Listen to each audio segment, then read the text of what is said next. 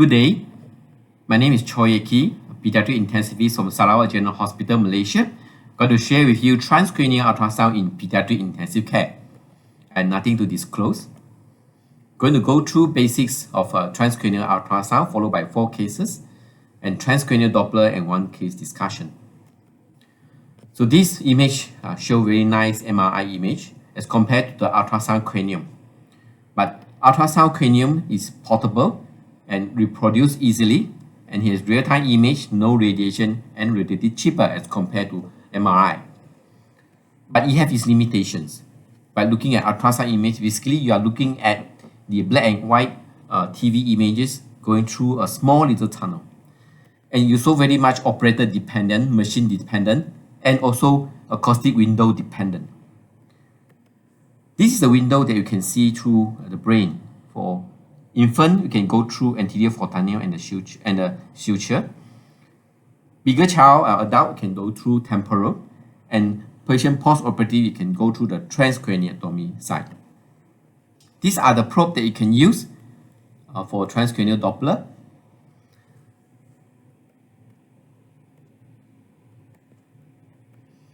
These are the probe that you can use for transcranial Doppler. The linear probe, you can see superficial structure. Phase array can go, and also the curvilinear, it can go deep structure. These are the different image and position of the probe. The coronal view, whereby you place the probe anteriorly and fan posteriorly. Sagittal view, okay, put the probe sagittally and fan and tilt the probe laterally. And transverse view, whereby you slowly move the probe up until you get a transverse view. These are the marker. The marker had to always put it on the right side of the patient in the coronal view, anteriorly for the sagittal view, and also towards the face, okay, for the transverse view. These are the image produced by the coronal view, right? Starting from the anterior and then slowly tilt down to the posterior aspect. These are the image from the sagittal view, whereby you start from the midline and subsequently you tilt the probe laterally, and these are the images going to produce. For the transverse view, okay, when you move the probe outwards, okay, you're going to see these images quite similar with the CT scan images. Okay, you move outward, these are the image you're going to produce. For postcranial site, okay, because if you have a large area, so a curvilinear probe would be very useful. So these are the images that produce for the curvilinear probe from the lower side up to the vertex. Okay, so this is the base of the brain. Okay, subsequently move the probe outwards until the vertex. So how about the linear probe? This is a linear probe images produced and on the anterior fontanelle. As you can see, this is the skin. All right, this is the 2 sides of the bone. This is the anterior fontanelle. We could see that this is the sagittal sinus. Okay, the dura mater. Okay, the subarachnoid space. Okay, and the brain. Okay. And you also can see the sagittal images, whereby you can see the sagittal sinus, and you can put the color Doppler on top. The following going to discuss about the PER of ultrasound.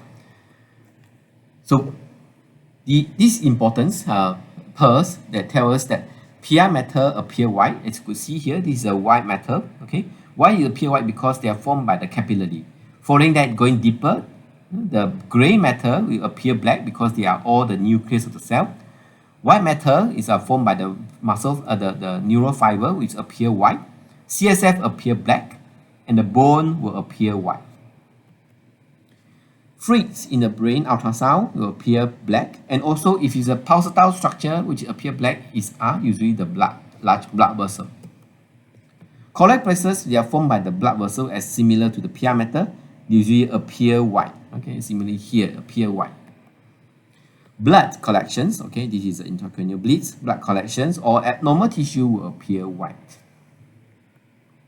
Pulsatile images, as you could see here, they are usually blood vessel. Okay, if you put a color Doppler here, you could see the nice colored circle with this here. Now let's go to this case study. Case number 1 is basically effective cases. This is the normal cranial ultrasound using linear probe. It's an infant presented with meningitis and with subdural empyema. As you can see, compare the image here. So this is supposed to be a subarachnoid space. Okay, these subarachnoid space are filled with opacified, become hyperaquate as compared to here. So it's suggestive of the inflamed, infected CSF, right? And following that, the outer lining here, you could see is quite different consistently here. It's fluid, and the fluid content is actually a cloudy. This is a subdural empyema.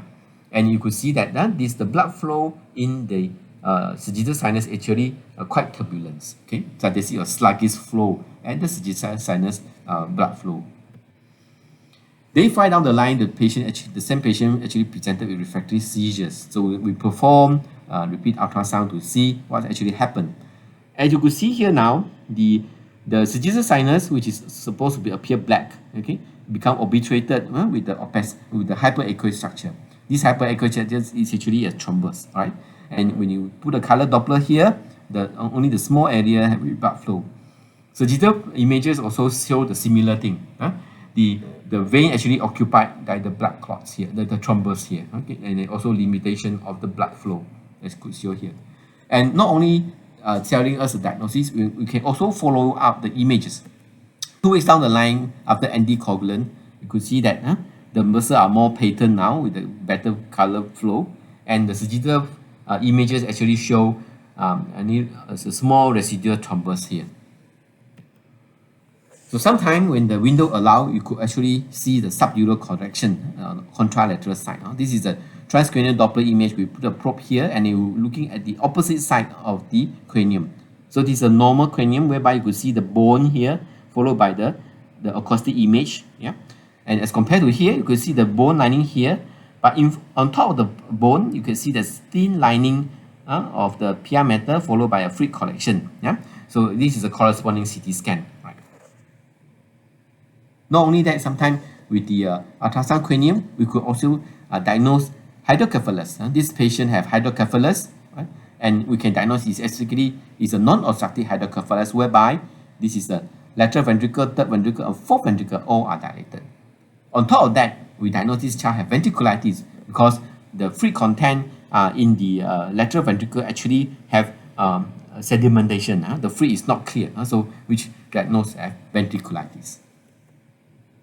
Case number 2, abnormal vessel can be diagnosed in patient. So this is the abnormal AV malformations of the vein of Galen. You could see that the pulsatile structure in the middle of the brain, okay, and with this corresponding image with Doppler study, right? This is a sagittal view, right, with the Doppler study here, yeah. And following that, okay, we did the the CT scan, CT angio.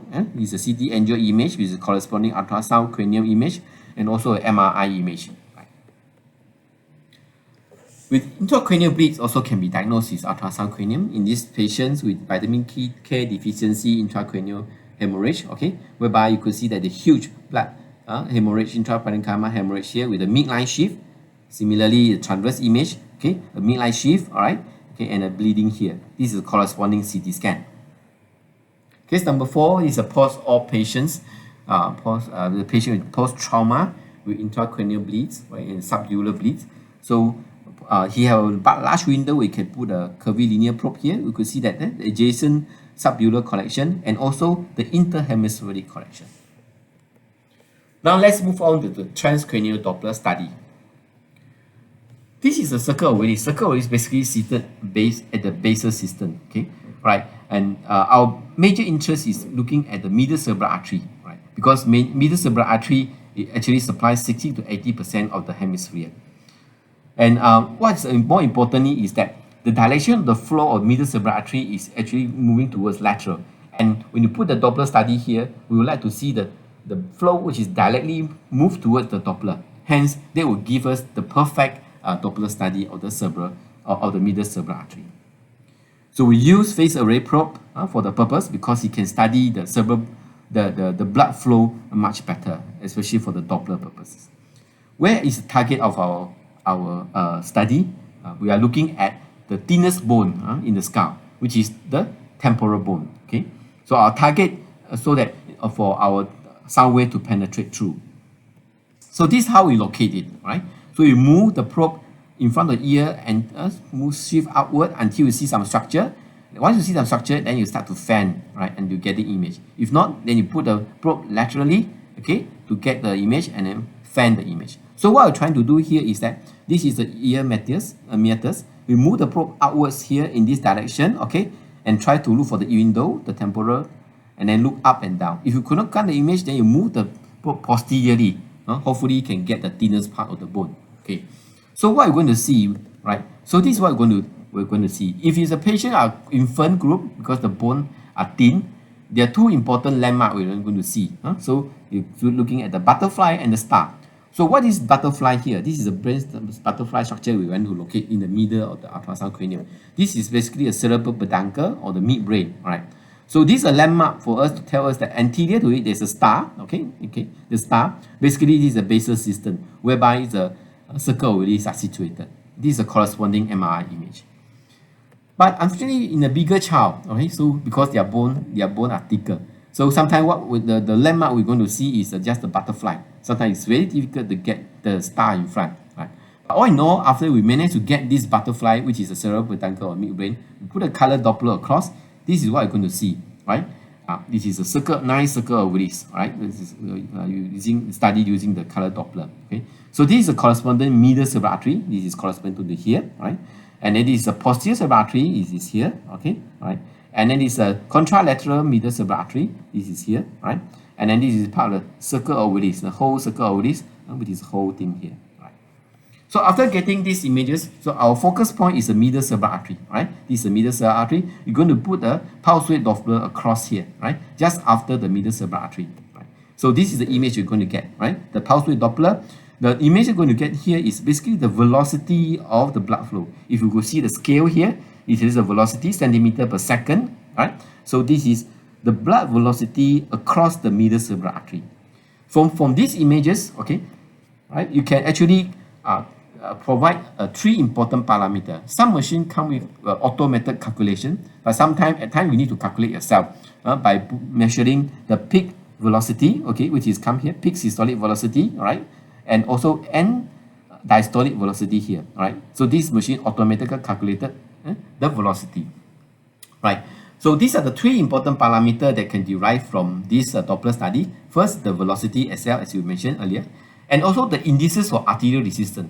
What are the indices the arterial resistance mean? Basically, we're looking at the ratio, the ratio between the difference between the systolic and the diastolic velocity over either be it a systolic peak systolic velocity or the mean velocity, right? That provide a RI, which is using the peak velocity, or a PI using the mean velocity, right?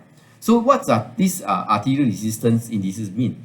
So the higher the number of the resistance basically mean that there is a significant difference between the systolic and the diastolic velocity.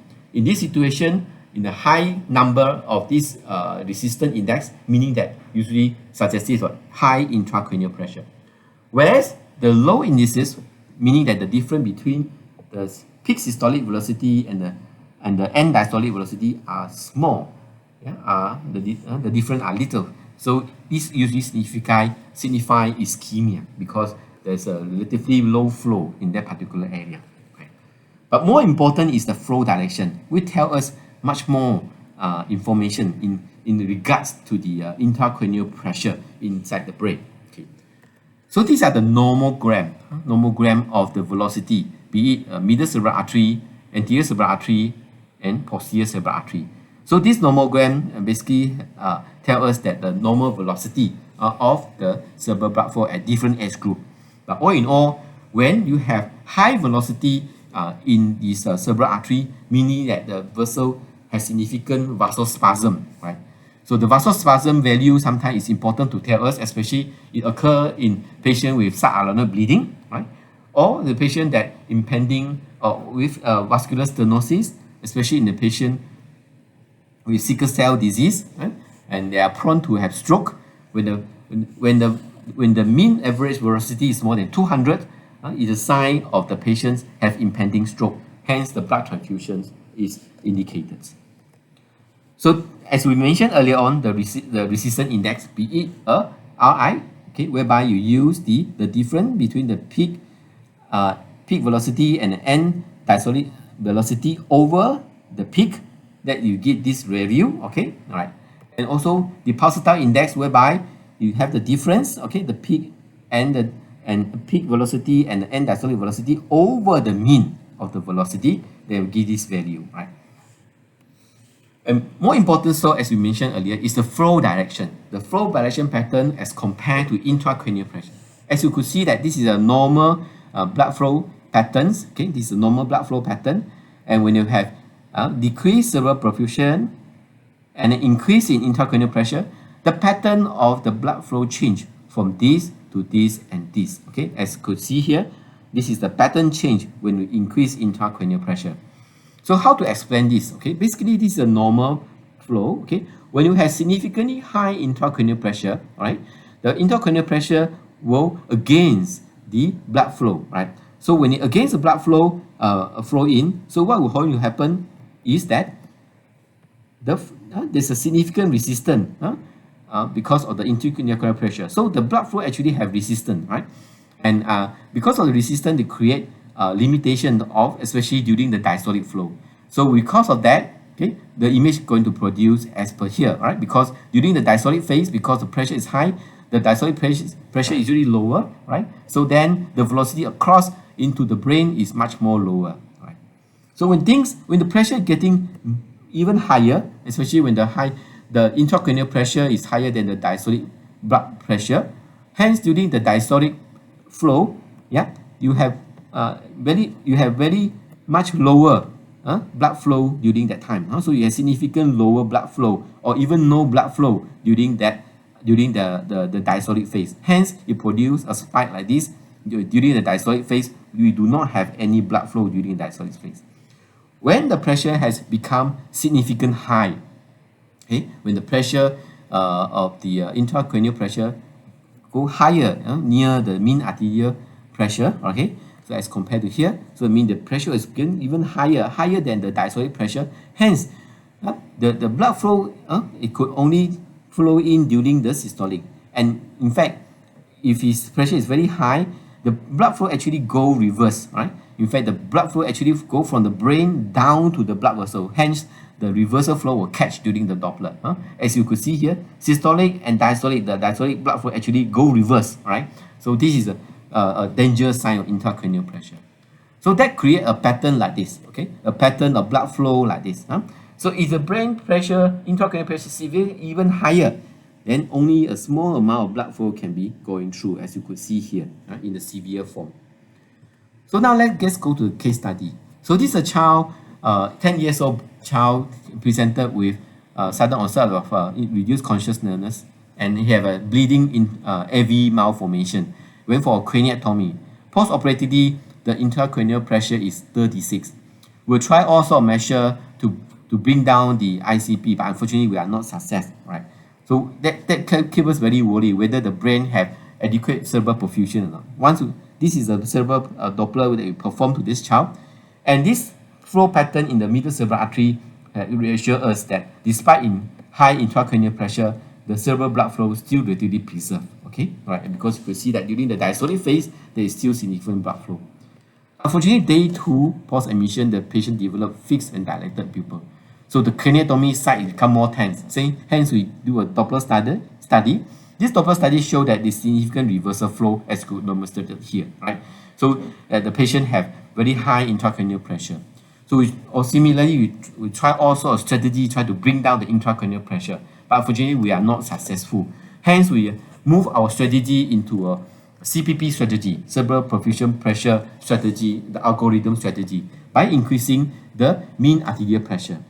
So while increasing the mean arterial pressure out to 80, you could see that there's no more reversal flow, right? But unfortunately, there's still no flow during diastolic pressure. Hence, we increase the mean arterial pressure down to 95. With the mean arterial pressure of 95, you could see some blood flow during the diastolic images.